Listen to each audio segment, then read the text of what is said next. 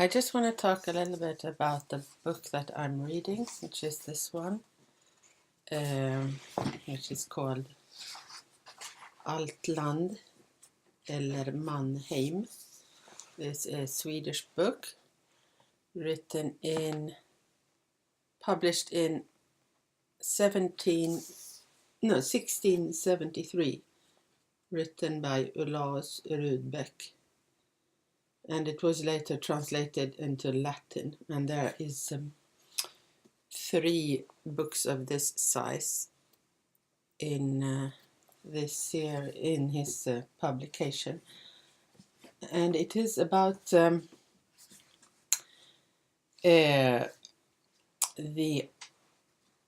offspring of Japheth.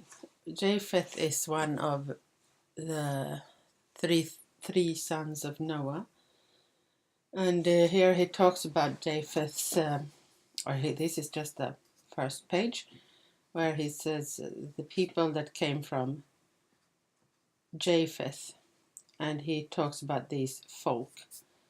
Skyttar, borbarn, asar, jättar, jotar, fryger, trojaner, amasior, traser, lyber, maurer, tussar, kaller, kämpar,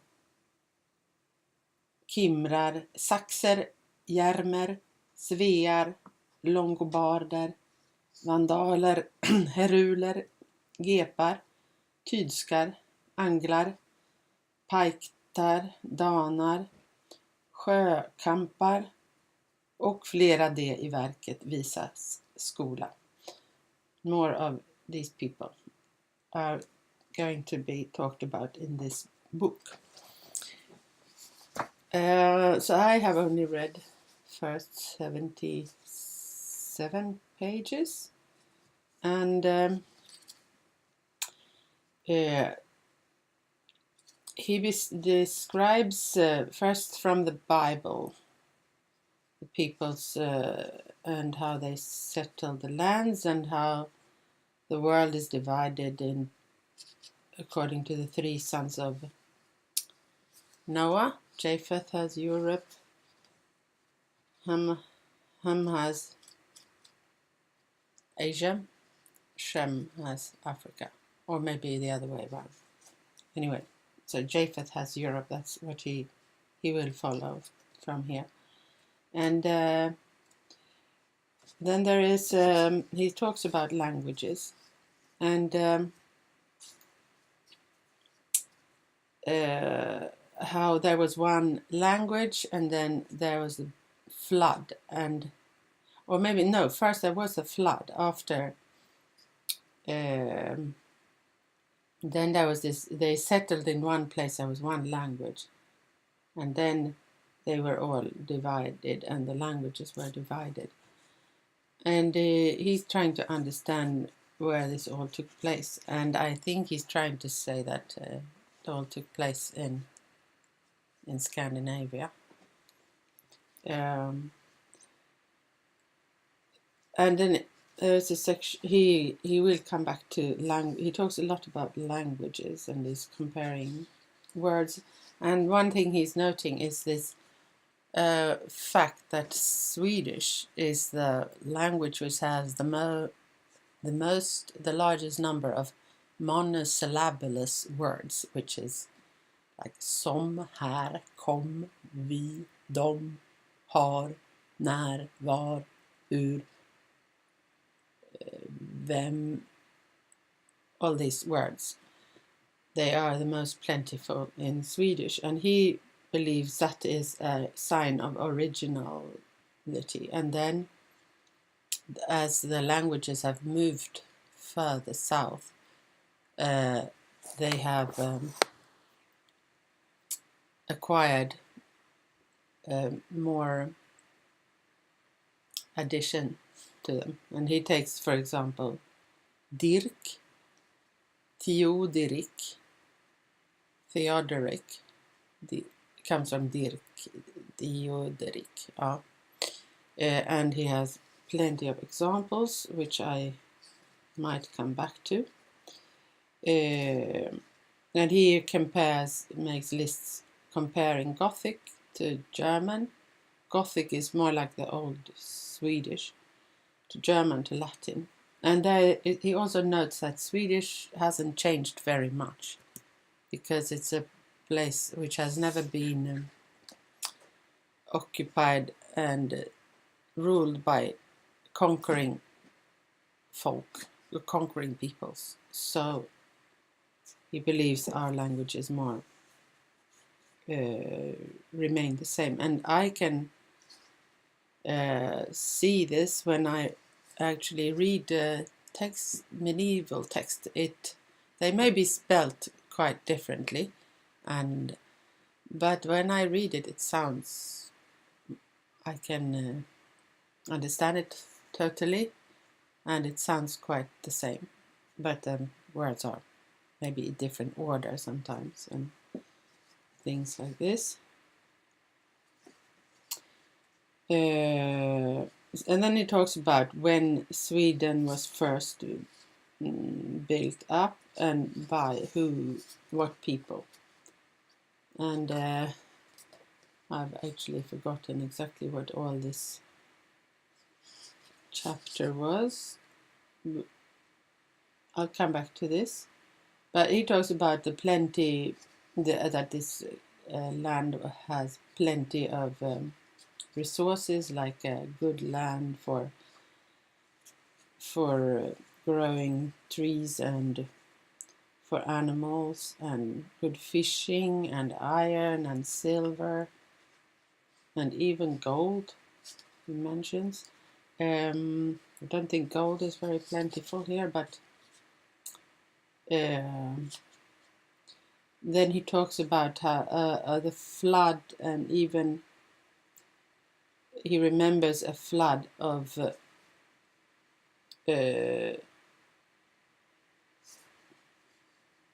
quite recent years. Is it 1673 years flood? And how the mud in some places are 3/4 of a foot deep, and nothing grows there the following year because it's. And then he talks about the consequences of the big flood, where all the trees would have died and nothing growing until years later. So he understands that people would have to live off fish to a great extent. And he talks about the plenty, there was very much fish, very plenty of fish after the flood.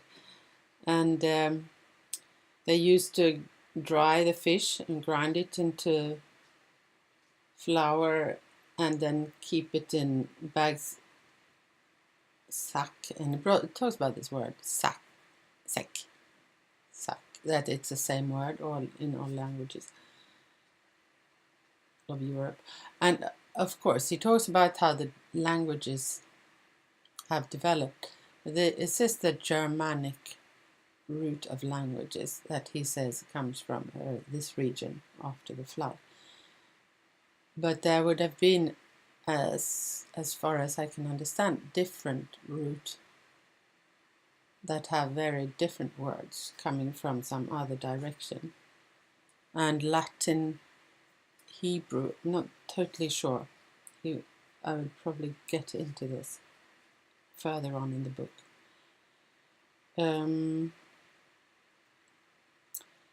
So the land was all covered in mud, and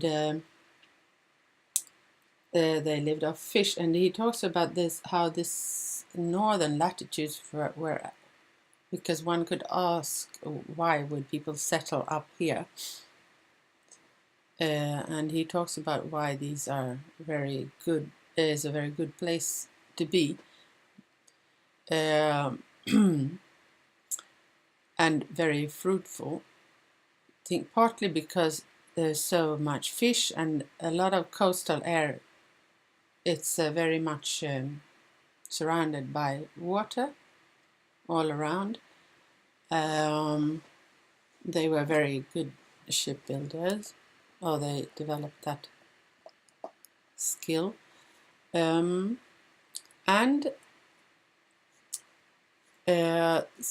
all the animals that come here over summer, so it's like flooded with animals. And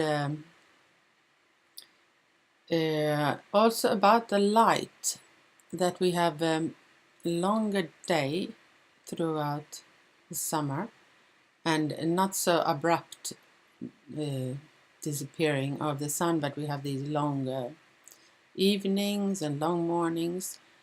And then once winter comes, we get the snow, which will light up the whole land, and every time there is a moon, you can even see throughout the night, and you can travel, you can sail, all times of the year. You don't get this pitch darkness, not even in the winter when the sun is you don't see much of the sun because of the snow. And he also talks about the fact that the snow actually insulates and keep the plants warm underneath. And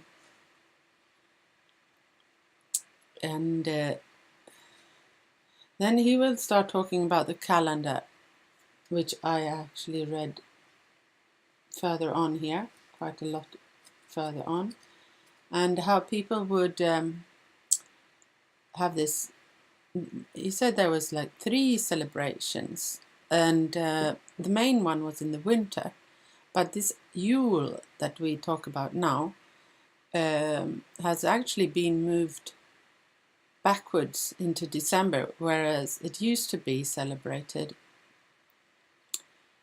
in January, and there was the days of preparation, and then the actual big day was around 24th, 25th of January. And this is a certain number of days. So they were counting the days from when the sun disappeared, which would have been, I think, around the 11th of December. And then they counted the days until its appearance. And they would see it appear 5 days prior up on a high mountain.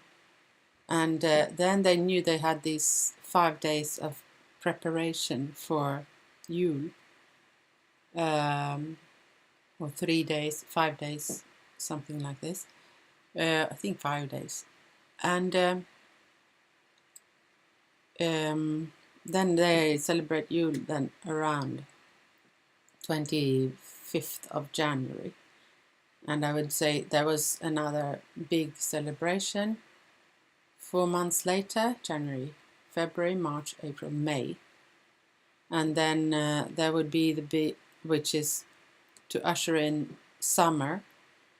And then there would be the big one, June, July, August, September, which is to do with harvest. And they actually learnt very early about the number of days in the year, and also the quarter day that they had to add every 4 years in order for this festivity Yule to return at the same time from year to year.